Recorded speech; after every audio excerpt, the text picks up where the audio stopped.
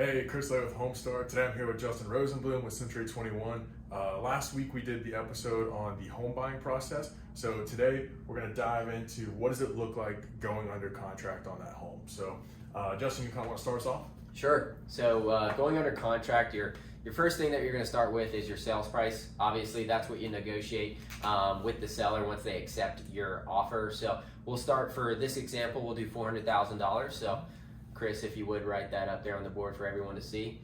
So we'll start with 400 and that'll be our example to go off. So now we're going to see kind of the cost associated with this purchase price going through to get you to close. So the first two things are going to be your earnest money and due diligence. So earnest money is typically going to be 1% of the purchase price. So 1% of that $400,000 is going to be $4,000. For all you math wizards out there, you can figure that one out. But it doesn't have to be 1%. Could be more, could be less. Now, the more you put down, the stronger that's going to be to the seller's eyes, right? So that if you can put more down, great. That's going to make your offer stronger. If for some reason you need less than 1%, you make do with what you have. But that's going to be due within a few days, typically after you go under contract. So 1% is usually the standard in the regards of earnest money, though, nowadays.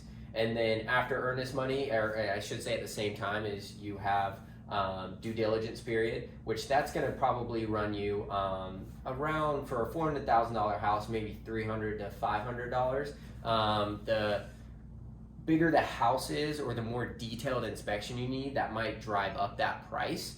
But what we're seeing right now for this priced home at $400,000, that's about what we see. And the due diligence period is going to be a period where you get an inspection done. So I should back up. What are you paying for? We're just paying for a due diligence period? No, you pay for the inspection during the due diligence period. So that's when you have a qualified inspector go out there, take a look at the house, look at what repairs need to be done, and then they give you kind of a review, a report of everything that needs to be done, and you can go back to the seller and negotiate any repairs if needed.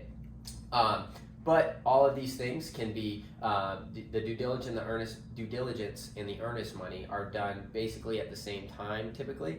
But the earnest money, Chris, that's a lot of money, right? Putting $4,000, does that just go away, or what happens to that earnest money? Yeah, so great question. And what we get all the time is, somebody will give their $4,000 in earnest money and they think, well, they're just paying that right to the seller, they're never going to see it again.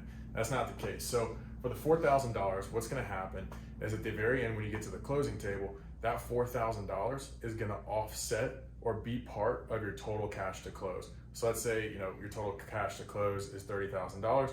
Well, you've already put down $4,000 in earnest money. So now maybe it's only $26,000, just as an example. So you are getting credit for that $4,000. It is included in your loan. So I just want to make sure y'all know it's not disappearing and it's not money you're just giving to the seller. Yeah, we wouldn't want to just throw away $4,000. Like we said, but that gets held in escrow and it's in good faith, right? You're telling the seller, you're serious about buying this home, you're going to put this money down and that's going to be held in escrow. And if you were to breach the contract, do anything that wasn't in your right to terminate that contract, then that seller could be obligated to, collect that $4,000 if you did breach the contract. Now, you have many ways in the contract if you needed to get out of it, whether that's during the due diligence period or any of your other contingencies, and you needed to terminate that contract, you can, and then you can get reimbursed that earnest money after you've already deposited it. So there are different ways to get that back if needed. Again, the due diligence period, when you're paying for an inspection, you're paying for that inspector to go out and do a service for you. So that is paid and that gives you that report. After the earnest money and due diligence, you have your appraisal. You want to touch on this one a little bit more? Yeah, I'll touch on the appraisal. So the appraisal is something that you're going to do. So mainly the buyer and the seller can know what the market value of the home is. And then for the lender, we need to make sure that the sales price matches up to basically what the value of that property is worth. So a couple different things they're going to look at is, one, the area. Is it an increasing market or a decreasing market? What are some of the other homes in the area going for? And that's going to be similar square footage, similar bedrooms and bathrooms, and they just want to make sure that the sale price and the market value of the home are the same. There's a couple different ways to get around that on the contract side. However, That's going to be the basic point of the appraisal, and that's typically going to cost somewhere between $500 and $600. Now, a much higher price home might be a little bit more of an increase, but we'll go ahead and call it $500 or $600 for this example. Yeah, and that's another cost that's going to be paid, and you're paying somebody to go out and value the home. So just like the inspector goes out there and looks at repairs that might need to be done, both of these are going to be costs that are getting paid and you wouldn't necessarily see coming back to you like the earnest money. So I think when we total all of this up, we're looking, again, 1% of the purchase price for the earnest money, about $4,000. You average out about $500 to $600 for the appraisal, $300 to $500. You're really looking about $5,000 to get you from once you go under contract to now before you're at closing. This is kind of the out of pocket of what you're paying.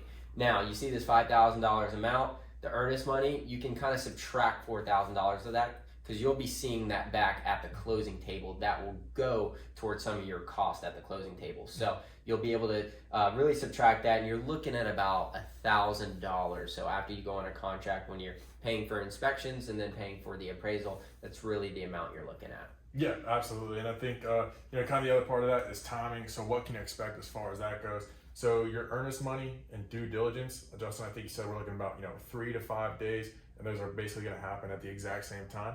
And then the last thing on here is going to be the appraisal. Appraisal is going to take a little bit longer than that. Typically we're looking at 10 days with Homestar currently, and that just kind of depends on the market, how many appraisers are available. So we'll call it 10 days for the appraisal. So total timing to get these 3 things done is going to be those 10 days. And then from start to finish, so from the time you have your sales contract to the time that you're sitting with Justin and I at the closing table, we're looking at a grand total of about 30 days. Yeah, so once you go under contract, 30 days is about the average right now to get all of this stuff done and some more stuff with financing as well to get you to the closing table. Like Chris said, for the earnest money and due diligence period right now, we're seeing on average about 3 to 5 days. That is negotiable. So when you submit an offer, you can put the amount of days that you want for each of these.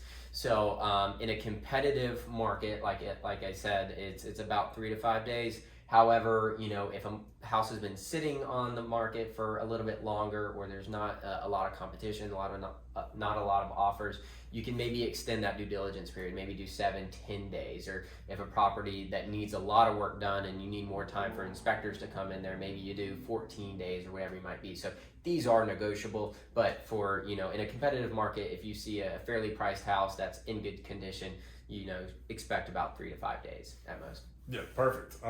And I think that now that we kind of have an idea of what going under contract looks like, we've done the math on it. Y'all can see how much it's going to cost you out of pocket, what's going to be included. So what to expect next. So next week we're going to come back. We're going to talk about down payment. So, what percentage down payment do you need? What is the difference between putting more or less down, and what does it do to your payment? Closing costs. So what's all included in that? And then finally, when you add up your down payment and your closing costs, you're going to come out with your total cash to close, or the total amount of money you're going to be bringing to the closing table. Like I said, we'll touch on that next week. Justin, you got anything else you want to add? No, I think this is a great reference for people that are thinking about buying a home. Is what is it going to look like now? What is it going to cost me if I do go under contract? This is a very good thing to look at, just to give you step-by-step kind of what the cost would be associated. Again, it's going to depend based on the price, and this can vary, but again, that's about the average of everything that it's going to cost you moving forward. Perfect. Yep. All of our links are below. You already know where to find us.